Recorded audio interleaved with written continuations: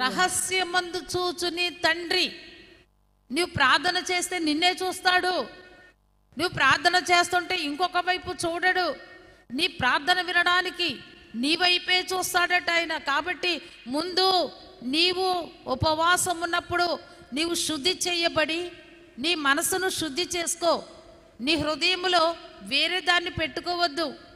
వేరే మరి సంబంధమైనటువంటి దేనినైనా నీ హృదయంలో పెట్టుకుని నీవు ప్రార్థన చేస్తే నీ ప్రార్థన వినటానికి వచ్చిన దేవుడట నీకు ప్రతిఫలం ఇయ్యడు అన్నారు.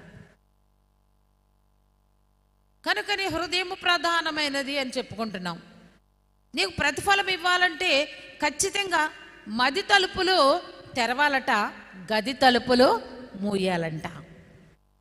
మది తలుపులు తెరవాలట, గది తలుపులు మూయాలట.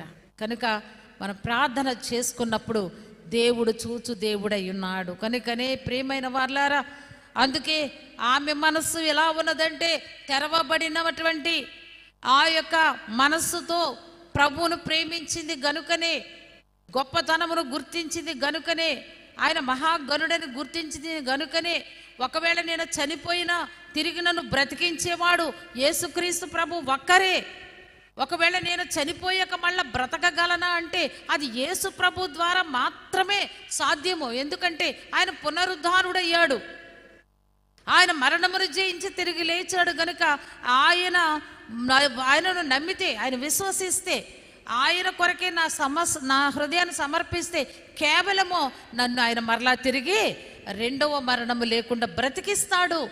బ్రతికిన వారితో కూడా నేనుంటాను, సజీవులతో సహా నేను సజీవుడైన ప్రభుతో ఉంటానని ఎవరైతే నిజంగా నమ్ముతారో అలాంటి వారి హృదయాన్ని ఆయన స్వీకరించేవాడై ఉన్నాడు.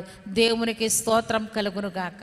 అందుకే ఆయన అంటున్నాడు, నేను మహిమ కలిగిన మహారాజునై ఉన్నాను, ఘనమైనటువంటి రాజునై ఉన్నాను అన్నారు ఆయనండి.